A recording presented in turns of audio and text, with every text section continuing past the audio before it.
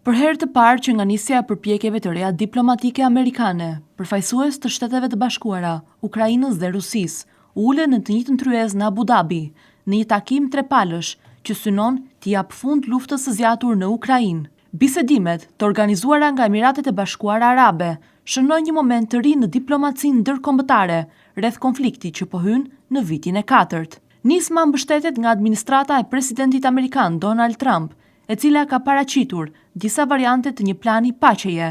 Propozimet e para hasën rezistencë në Kiev dhe në kryeqytetet e tjera europiane për shkak të afrimit me kërkesat ruse, ndërsa versionet pasuese u refuzuan nga Moska për shkak të përfshirjes së mundshme të forcave paqeruese europiane.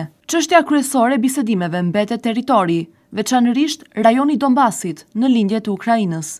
Rusia vijon të kërkojë tërheqjen e plotë të forcave ukrainase nga kjo zonë, ndërsa Ukraina refuzon çdo zgjidhje që do të nënkuptojë humbje sovraniteti. Aktualisht Kievi kontrollon ende një pjesë të konsiderueshme të këtij rajoni strategjik. Bisedimet në Abu Dhabi zhvillohen në një moment kritik në terren. Sulmet ruse kanë dëmtuar rënd infrastrukturën energjetike të Ukrainës, duke lënë mijëra civil pa ngrohje në temperatura nën zero. Bashkimi Evropian ka reaguar me ndihmë emergjente, ndërsa ka akuzuar Moskën për shënjestrim të qëllimshëm të popullsisë civile. Paralelisht, raportohen viktima të reja nga sulmet në lindje dhe veri lindje të vendit. Ndërsa diplomacia ka marrë një hovë të ri, pozicionet e palëve mbeten larg njëra tjetrës.